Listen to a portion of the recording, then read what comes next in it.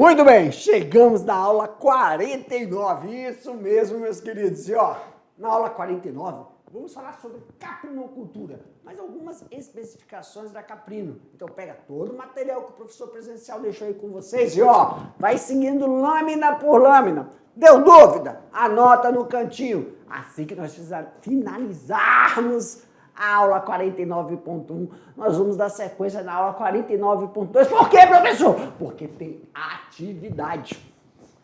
49.1. Meu diretor, joga na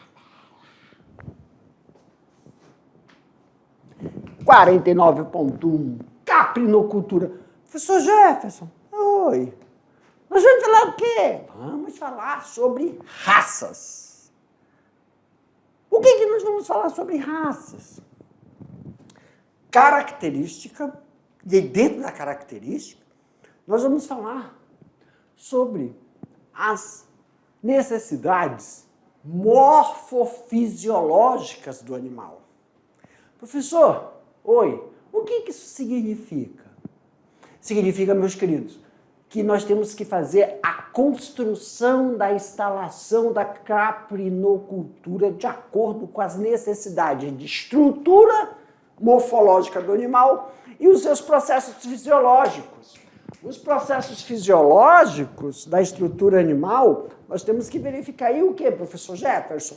Quais são as necessidades nutricionais? Quais são as necessidades do processo de reprodução? Quais são as necessidades de você garantir? Garantir o quê, professor? A engorda, o produto, se é para carne, se é para leite. E como estamos falando de caprino, o tempo que ele vai ficar lá no sistema. Mas aí também temos que...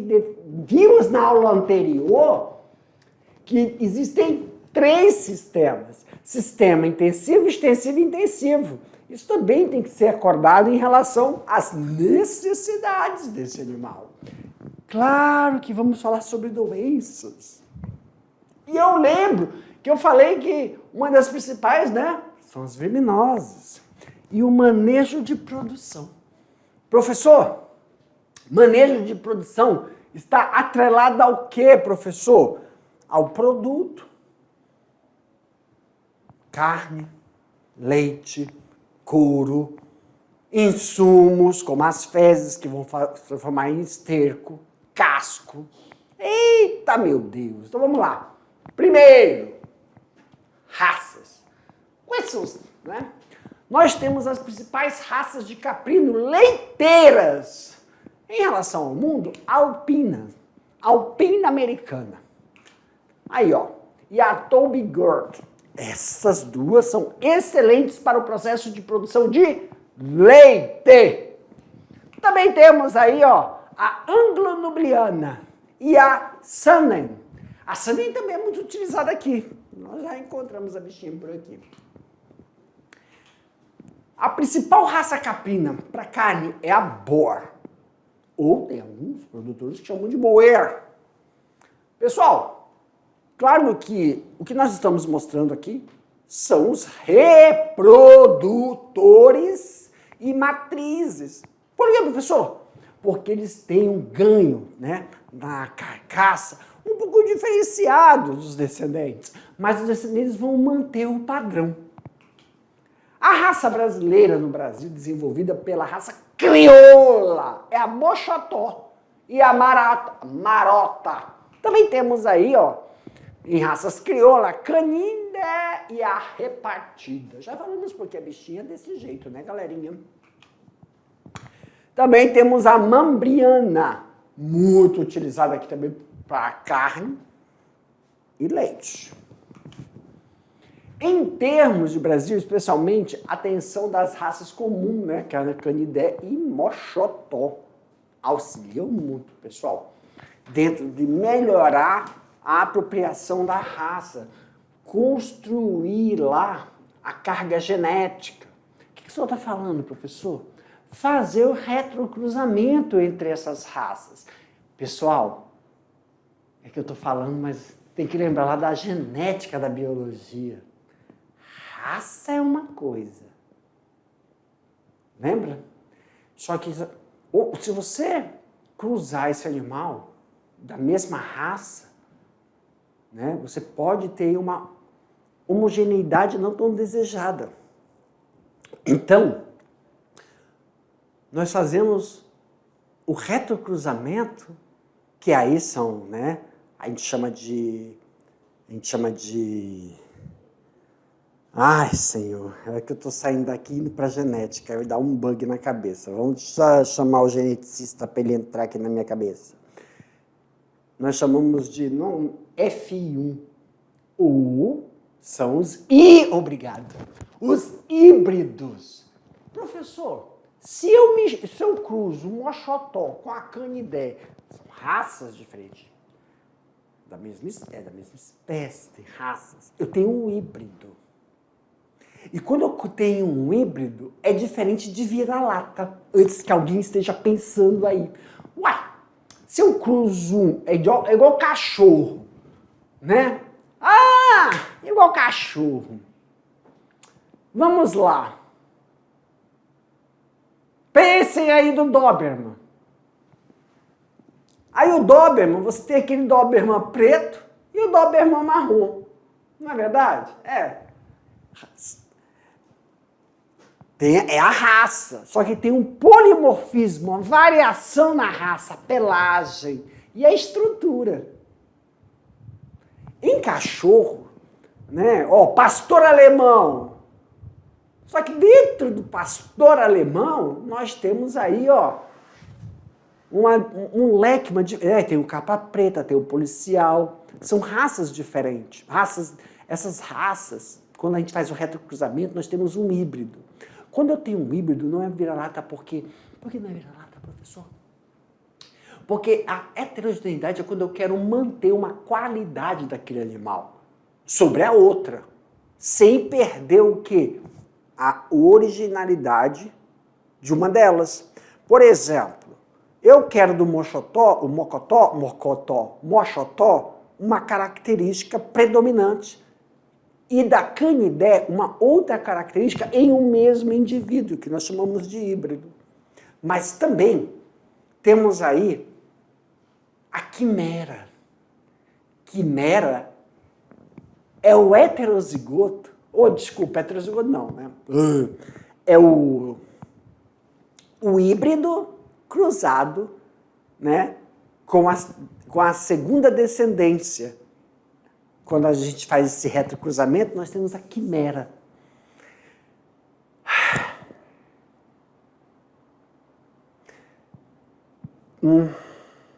Vai ver o bovino na cabeça agora. Eita, pituimba. Por quê? Quando nós fazemos a produção de uma quimera, o custo genético disso é altíssimo. Por isso que a produtividade aí fica atrelada a outros fatores que chamamos de epigenética, que é a nutrição animal para que ele consiga manter as características pretendentes nesse híbrido. Jefferson, volta ficando muito técnico. Tá bom. Vamos continuar aqui. A grande maioria do rebanho nordestino que não apresenta aí uma padronização, viu? É o que eu estou falando. Padronização. Quando a gente fala sobre padronização, resumidamente eu quero que aquele animal atinja determinado peso em um determinado tempo específico. Eu quero que aquele animal produza uma quantidade de leite por dia e tenha essa produtividade, a vida útil produtiva dele também delimitado. Eu já sei, isso é padronização. Mas série de características comuns são bem adaptados às condições que constituem o grande efetivo nacional. Então, uma das características que nós falamos das raças é manter um padrão de produção. Eu quero um rebanho para corte, eu quero um rebanho para leite. Pronto. Isso é manter a padronização. Mas para isso eu tenho um processo de cruzamento aí bem específico. Professor Jefferson, só que quando nós também realizamos esses cruzamentos das raças para ter uma demanda de produto, de novo, falei produto é carne, leite, blá, blá, blá, blá, blá, blá, mas eu tenho que manter uma característica, eu não posso perder. O que é? Uma delas é a rusticidade em relação às doenças. Quando a gente fala de cruzamento, tem que tomar cuidado para você não ganhar uma característica e perder em outra. Tem que manter. Ai meu Deus, são haplótipos. Haplótipos, conjuntos de genes que migram dentro lá do processo meiótico, mas só que tem que migrar juntos. E uma das características, quando eu falo de rusticidade, eu estou falando de manter a imunologia desse animal, mesmo que ele seja atingido por um agente infeccioso, ele não adoece rápido. Significa, quando eu falo de rusticidade, por exemplo, pessoal, quando eu falo de rusticidade, é aquele processo de que ele pode ser infectado, ele pode ser atingido por um agente infeccioso, um patógeno, só que ele não se prostra rapidamente. A sintomatologia é um pouco mais branda, de forma que o produtor possa fazer uma intervenção preventiva eficiente. Calma aí, preventiva no sentido de parar o desenvolvimento daquela doença sem aplicar um medicamento. Então, é uma prevenção, assim, dar um cuidado antes que ele se prostre, antes que essa doença se alastre. Vamos supor, estou vendo que esse animal está começando a alterar as fezes. Então, uma coisa é um animal comer, e aí começou a dar diarreia no animal. Então, as fezes alteram rapidamente. Não. A rusticidade que a gente tem que manter, as fezes vão alterando aos poucos, no sentido que você já faz aí um manejo para impedir o desenvolvimento dessa doença sem que ocorra o processo de intervenção medicamentosa. Isso é rusticidade. Tá? Tem que tomar cuidado com isso. Então, falando sobre essas doenças, né? Manter a imunologia do animal, fazer o cruzamento para obter um produto sem que você perca qualidade na rusticidade. Então, com isso, meus queridos, nós vamos ver aí, para mim, meu diretor, com isso, nós vamos ver um vídeo sobre caprinos e ovinos, porque essas doenças, né, são comuns entre eles dentro do sistema de criação 2. Dá uma olhada aí na tela.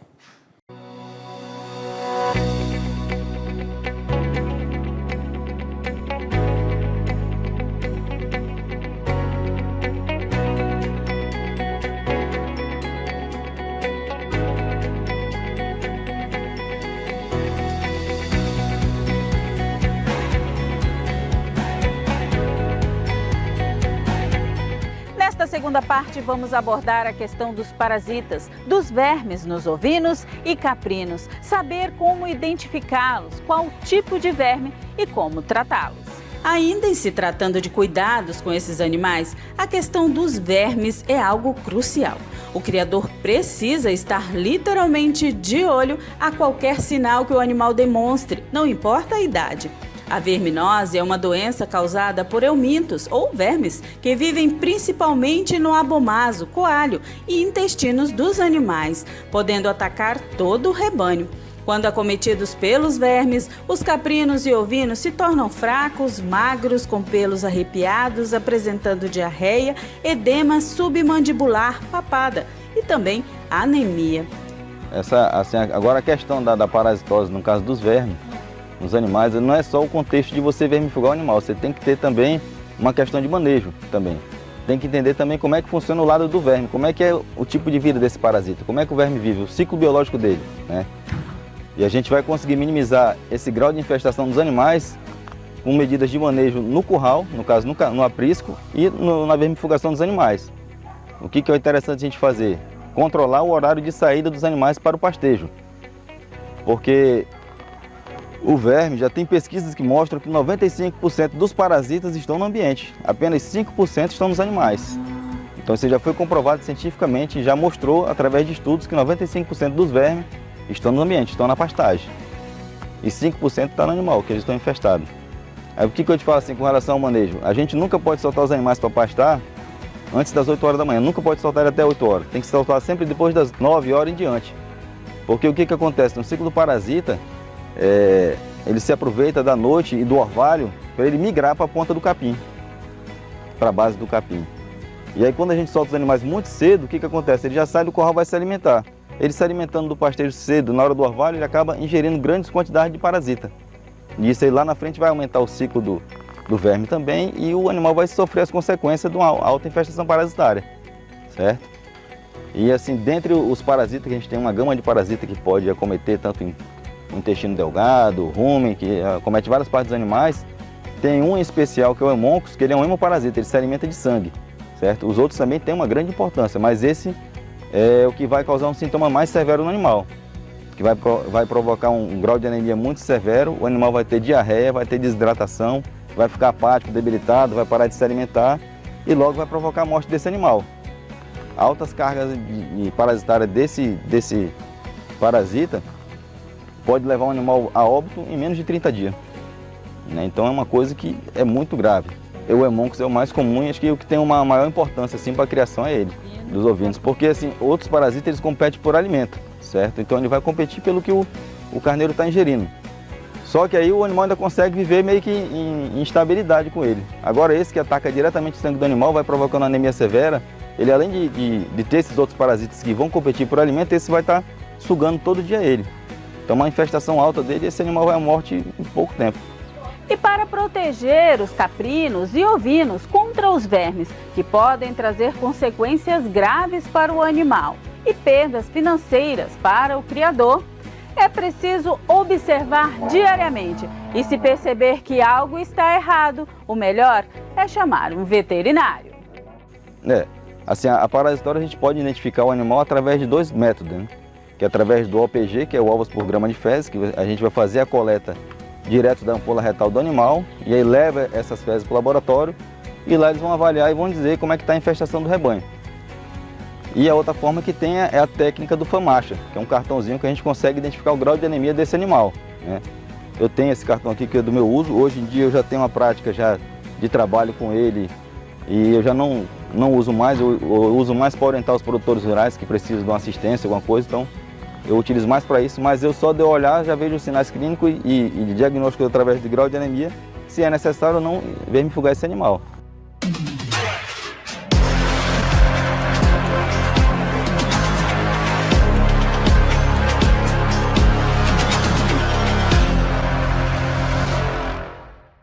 Então, isso, olha lá, ó, os caprinos são acometidos, vamos lá, os caprinos são acometidos por várias doenças, entre as quais a linfodentite casosa, que é o mal do casco. Mal do casco. Ô Jefferson, é mal do caroço, que casco. Mano, tá ficando feio. O óculos.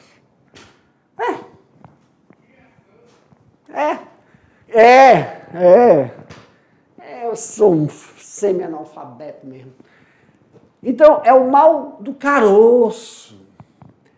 O ectman contagioso também. Boqueira. A pododermitite, que é, pododermitite, que é a frieira. Além das doenças causadas por ectoparasitas, como piolhos, miíases, que são bicheiras, sarna, principalmente aquelas causadas por endoparasitas. Olha aqui, ó, vou até mudar a cor, que são as verminoses. Não mudou. Verminoses. Professor, vamos aqui. Nós temos a linfadentite, ectima contagiosa, pododermites, ectoparasita. Entre essas três primeiras, quando nós falamos de prevenção, está associado ao que, professor Jefferson? Está associado ao manejo. Aí só que é um manejo preventivo, tá bom? Claro, os ectoparasitas, né? Eles são avaliados aí também, só que é um manejo onde você consegue observar, né, de forma visual e dependendo do processo de infestação, você mantém, você retira, porque você tendo um sistema extensivo, fica mais difícil você controlar, se você tiver já histórico. Agora, dentro de um sistema intensivo, tem que tomar muito cuidado. Por quê, professor? Porque o ambiente é fechado, o ambiente é um ambiente de aglomeração. Então, o processo de disseminação desses ectoparasitas ou endoparasitas, é mais rápida. Então, tem que tomar muito cuidado em relação a essas doenças causadas por esses agentes infecciosos em sistemas intensivos. Porque isso pode prejudicar. Quer ver uma coisa? Vamos analisar aqui, quando a gente está falando dos endoparasitas, né? Representação do ciclo de vida dos principais vermes dos caprinos. A gente está observando aqui que, por exemplo, professor, lá vai o Jefferson fazer o paralelo dele. Vamos lá? Mas é bom, para quem não é da área, para poder entender direitinho. Pessoal, claro que quando a gente está falando de verme, a contaminação é aonde? É oral. Verme, a contaminação é via oral. E esses animais estão pastando. Então vamos aqui comigo. Você que não é da área aí, você não cria caprinos, né? Mas vamos aqui. Na sua casa, você começa a observar que tem carrapato na parede. Ou então tu vai fazer um afago no teu cachorro, tu sente um negocinho lá, uma bolinha, uma ondulação, é carrapato. Aí tu fala assim, vou dar um banho no meu cachorro, vou comprar um remédio, dar um banho no cachorro, para poder catar e matar todos esses bichos. Vai resolver? Não. Por quê, professor? Porque você tem que conhecer o ciclo de vida do agente infeccioso, do agente parasitário. O carrapato, ele só está no cachorro para se alimentar. Na grande maioria, são as fêmeas que estão ali. Por quê, professor? Porque elas vão fazer o quê? Quando elas não estão em ciclo de reprodução, elas ficam aonde? No cachorro? Não, professor. Elas ocupam as frestas, elas ocupam o chão. O chão que eu falo é a terra, o mato. Então ela está no ambiente. Quando você faz um tratamento de carrapaticida, seja qual for ele, no cachorro, você também tem que fazer no ambiente onde ele está. E tem que lembrar que o carrapato tem ciclo de vida, e esse ciclo de vida tem formas diferentes. Aqui, ó, vamos voltar agora para o nosso. Claro que nós estamos aqui com uma imagem, eu quero que você pense numa coisa. Professor, um animal infectado com verme, ele foi ali no pasto e defecou no pasto. E aí, ó, tem um ovo, que a gente chama ovo ocisto, que estava nas fezes daquele animal. Aí esse animal, você tirou ele do pasto, só que aí você tem que lembrar, você tirou o animal, separou ele. Isso quando tu faz a identificação. Mas o agente parasitário está onde? No ambiente. E logo aonde? No ambiente é onde vai ocorrer o repasto. Que você vai colocar o rebanho para pastar ali. Aí o rebanho vai ingerir aquele capim que está contaminando com quem? Com a larva. E começa a infestação no lote. Tem que tomar muito cuidado, porque isso não é tão visível. Você tem uma visibilidade na aparência do animal. Aí você percebe na perda de peso desse animal, nas alterações Quando, professor? Quando ele está no pasto, não. Quando você recolhe ele, coloca ele aonde? No aprisco. E dependendo da quantidade de infecção por animal, você pode ter aí, né, um pequeno período de desenvolvimento. Por quê? Porque ele vai ficar subnutrido, sem nutrientes, e vai ficar com o sistema imunológico abatido, nutricional, imunológico abatido, e doenças oportunistas que estão naquele ambiente, que nunca iriam atacar ele, porque ele estava com a saúde. Ainda tem essa, pessoal. Animais, quando ficam com deficiência de vitamina, aí claro que isso acontece quando você está...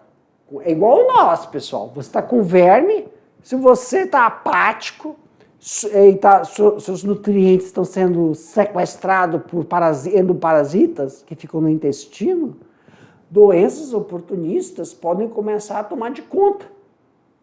E que se você tivesse sistema saudável, isso não aconteceria por causa do sistema de rusticidade do animal. Essas coisas, elas, quando se instalam, essas doenças parasitárias, quando se instalam no rebanho, de tal forma que aí o manejo preventivo ou o manejo de intervenção sem ação medicamentosa não é válido, ou com medicações alternativas. Aí você tem que fazer uma intervenção medicamentosa. E isso, quando a gente fala de uma intervenção medicamentosa eficiente, isso tem um custo. Esse custo, professor, não foi previsto? Foi. Ele foi previsto, mas se você não usa, pois você desenvolveu aí um manejo de qualidade, não vai sobrepor no preço final do produto. Claro, você tem que ter ali uma reserva, né, para essas situações. É igual quando a gente está na nossa casa, você tem filho, você tem que ter uma reserva. Uma reserva, porque criança para ficar doente é 2 toques. Se você não tem essa reserva. Então, em animais, mesmo você tendo uma reserva, mas se você tiver que usar essa reserva, isso vai sobrepor no produto final. Isso é tudo calculado.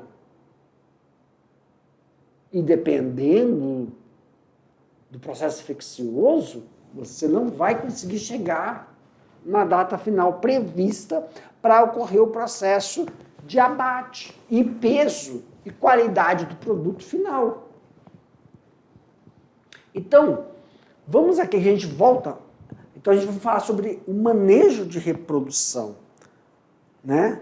Hoje, no sistema de caprino e ovino, mas hoje a aula é de caprino, mas serve para os dois, nós vamos mostrar aqui o processo de reprodução, mas sempre lembrando, pessoal, não se faz mais a monta natural. Na otimização, né, dos processos, na maioria dos carneiros, a idade da puberdade depende... Olha aqui, pessoal. Eu vou parar aqui para marcar peso, nutrição e a raça. Tem também fatores ambientais. O que isso quer dizer com isso, professor? Diferente de bovinos e diferente de suíno, caprino, para a fêmea, parece peixe, acontece isso. caprino para as fêmeas entrarem em cio, elas têm que estar num determinado peso, elas têm que ter uma qualidade nutricional. Isso vai depender da raça e fatores ambientais. Em alguns cachorros também acontece isso. Por exemplo, pug. Pode entrar no cio, mas se ele não estiver num peso, com uma boa saúde, ele não ovula. A cachorra fêmea entra no cio, mas não tem ovulação. Fêmeas. Isso é mais voltado para fêmeas do que para macho. Tem essa característica. Por isso, quando você fala de criação de caprinos, e muitas reportagens mostram as dúvidas, né, sobre o processo de reprodução. Porque hoje em dia ainda a caprinocultura, o processo de reprodução é feita por monta, não por inseminação artificial. E quando é que a gente sabe que a fêmea está no cio? A gente vai mostrar aqui para vocês, né? Visualmente, o comportamento muda. Aí o pessoal fala assim, mas ele montou. Mas se ela não estiver no peso, se ela não estiver... Ela tem a idade, né? A idade fértil, a puberdade. Que idade, Jefferson? Quando a gente fala de idade, eu estou querendo falar da puberdade. Ela atinge a puberdade, mas ela não está... Ela está madura sexualmente, mas ela não está... como é que eu posso falar? Com as palavras, Jefferson. Viável. Ela é madura, está com maturidade sexual, mas não está viável. Isso acontece muito, né, nos humanos, só que em relação às mulheres, são problemas hormonais. A infertilidade feminina. Ela está apta, o aparelho reprodutor está apto, ela menstrua, quer dizer que ela produz, mulher quando está menstruando é porque ela está produzindo, ela ovula, mas não tem a fertilidade. Isso é uma coisa muito interessante. Então, olha aqui, que eu não posso me aprofundar nisso, não. Normalmente, ela tem que atingir aí, Por que tem essa variação, professor? Porque é uma variação entre as raças de caprino. De 5 a 9 meses, a fêmea, ela está maturidade sexual, ela está na puberdade. Isso é diferente de viabilidade, de fertilidade. Tem que tomar cuidado com essas características aí. São informações, cara, que isso aí dava... Ixi. E o comportamento, professor, como você estava falando, né? Nós temos aí, quando a cabra está no cio, a gente fala sempre da fêmea. É que é interessante, né? Até para os humanos, a saúde feminina ela é mais complexa do que a do masculino.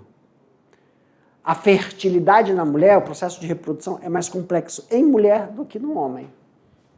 Por quê, professor? Porque o homem, quando não é fértil, ele tem o sêmen tem o esperma,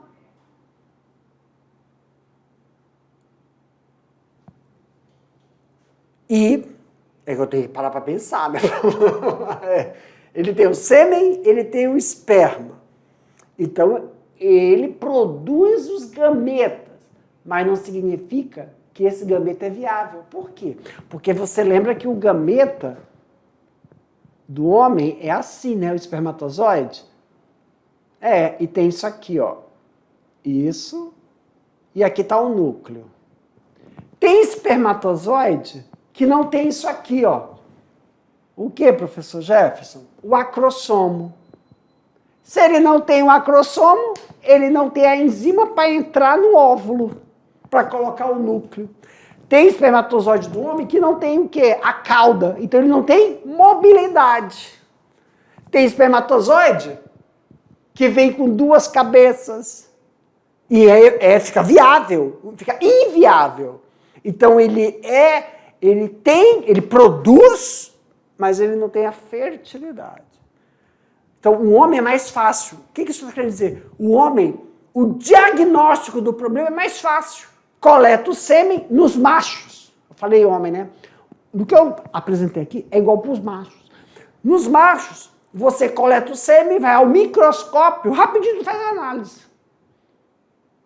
Aí descarta, não presta para ser reprodutor. Caprino. Agora, as fêmeas é igual a mulher. São N fatores. Por exemplo, não basta você coletar os óvulos.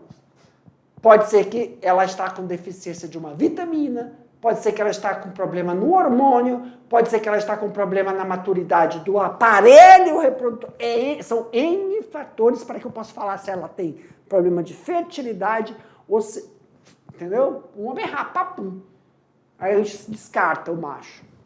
Na mulher são várias coisas. Até a nutrição. A nutrição, no período de... Exemplo. Tem mulheres... Olha só que isso acontece nas fêmeas. A gente está fazendo esse paralelo com mulher para a gente poder transpor para as fêmeas. É normal. Dependendo da nutrição, ela altera o pH vaginal, que atrapalha a locomoção do espermatozoide. Tá, acredita? Mas aí a mulher corrige isso com sabonete íntimo. Mas é que para a gente ir para uma área...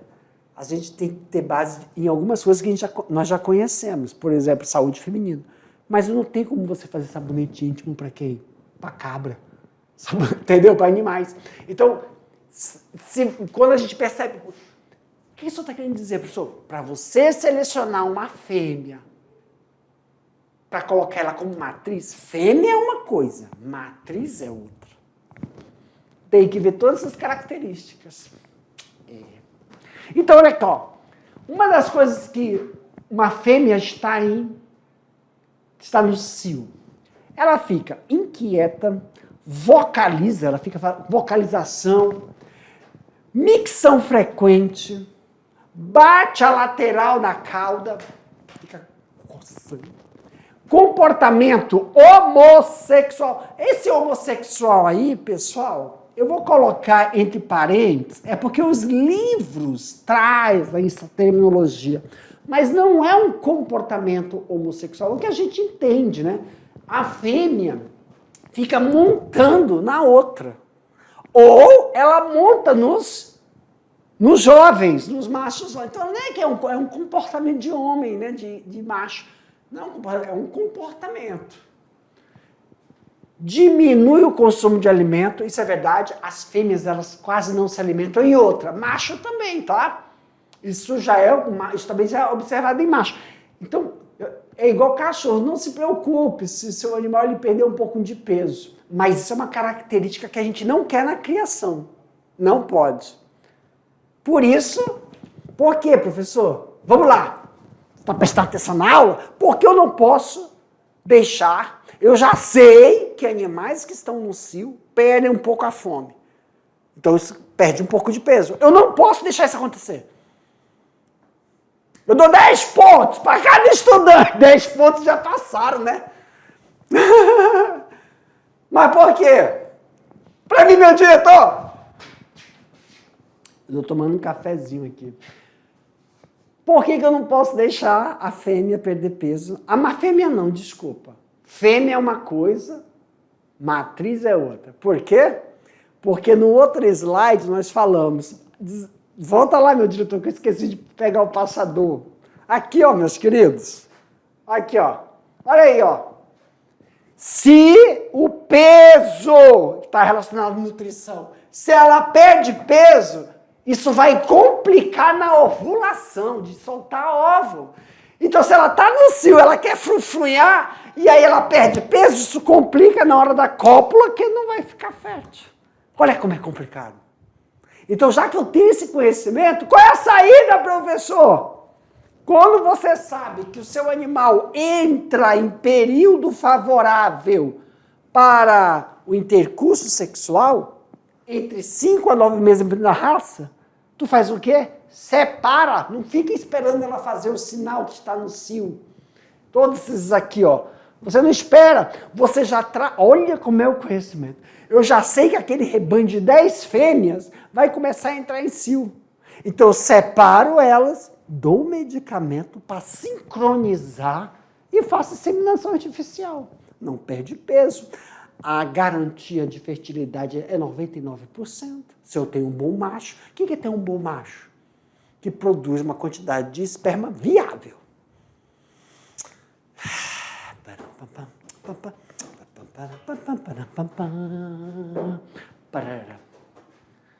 Ok.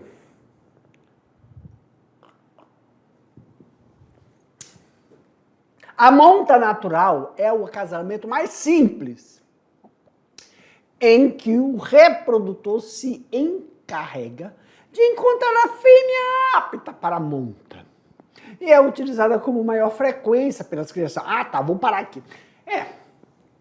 Repetindo.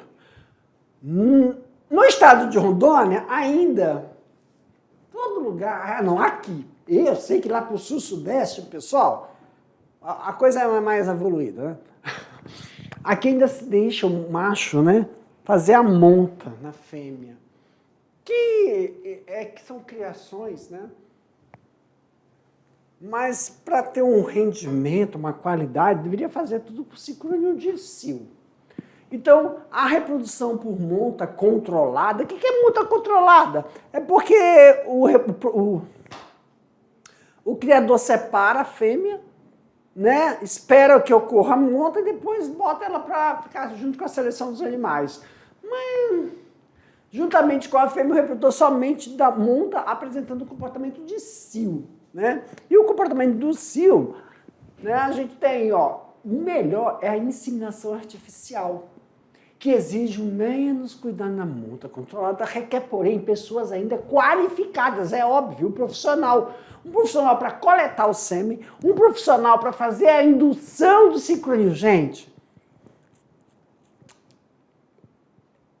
sincronização de cio é diferente de você pegar...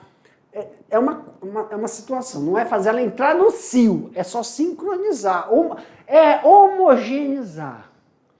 Por exemplo, eu tenho 5 fêmeas que vão entrar em cio. Elas vão entrar, você só vai sincronizar esse cio dentro de uma semana. Para uma não entrar, essa semana 2 entraram, semana que vem mais 2 vai entrar. Não, você já faz antecipação, como se fosse um 13º salário.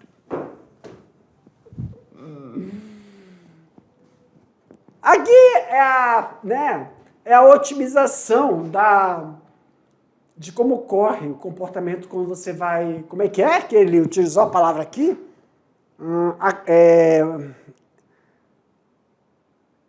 Cadê? Monta o quê? Monta controlada, né? Muitas vezes o que se é utilizado é quando você vê aí, a reação, né? Que ele faz um framing. O que é esse framing? Flamen, eu chamo de framing, né? Ou flerman. É aquele bujo. Ele sente que a fêmea está no cio, aí o porco faz muito isso, faz assim, aí o porco chega a baba. Ele fica assim, cachorro, presta atenção em cachorro. Cachorro, quando a fêmea mija, ele vai lá dar uma cheiradinha no xixi da cachorra e fica assim, um queixinho. Só que eles fazem um barulho, esses animais fazem um barulho, né? E ele começa a perseguir a fêmea. Então você já separa essas fêmeas. É o que é feito hoje. O que eu estou querendo dizer? Hoje eles fazem isso pela visualização. O que deveria ser feito? Você tem um caderno ou no Excel. Nasceu essa semana 5 fêmeas. Acompanha, coloca. Você tem que ter como é que fala? Uma planilha. E você sabe que em 5 a 6 meses, 9 meses, dependendo da raça, ela vai entrar em cio. Então você não precisa desse tipo de acompanhamento muito arcaico. Entendeu? Para mim, meu diretor. Pronto, meus queridos. Daqui a pouco o tio volta. Beijo, tchau.